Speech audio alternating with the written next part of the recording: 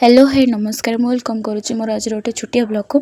आज हूँ रथयात्रा आम सकाल सकाल बाहरी जाइलु मोर दिज चेच और मु रथयात्रा देखापी यहाँ कौ जगह वीडियो को कंटिन्यू करूँ जानीपर जदि किए जानी मत कमेंट कर जनइबे वीडियो को कंटिन्यू करूँ वीडियोटा केमती लगे मत निहाती कमेंट मध्य जनइबे। तो फाइनाल आसे आम पहुँची गलु धानकुद जगन्नाथ मंदिर जोटा कि अच्छी जगतसिंहपुर जिलार धानकुद जगन्नाथ मंदिर।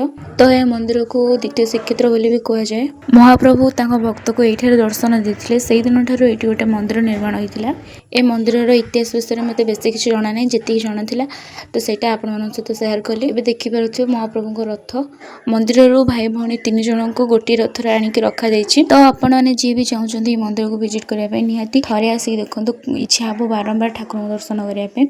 तो ये रथयात्रा चलती से ठाकुर मूर्ति रथरे भी रखाई। अलग दिन में जब भी आसवे आप ठाकुर दर्शन मंदिर ही दारू रखा जाइए तो जी भी आसवे आराम से दर्शन कर जापरेंगे। तो आपण मैंने भी आसतु ठाकुर दर्शन करूँ ता सहित महाप्रभु प्रसाद भी थे खाई जातु। ये आप आसिक रही भी पारे रही भी ये स्वतंत्र व्यवस्था अच्छी।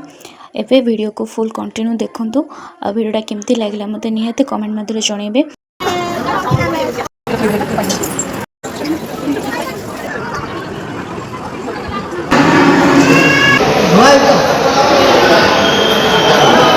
तो एबे आम समस्ते मंदिर कंप्लीट बुली सारी पलि आसलु महाप्रभु प्रसाद पाइबापी।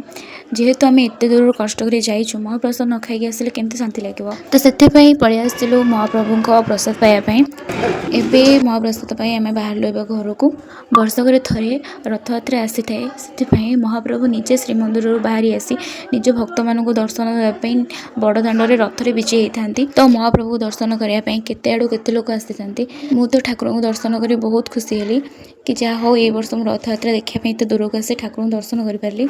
तो एबे फाइनाल आम जाऊँ घर को वीडियोटा केमती लगे मत निहाती कमेंट मध्य जनइबे। रहुची जय जगन्नाथ।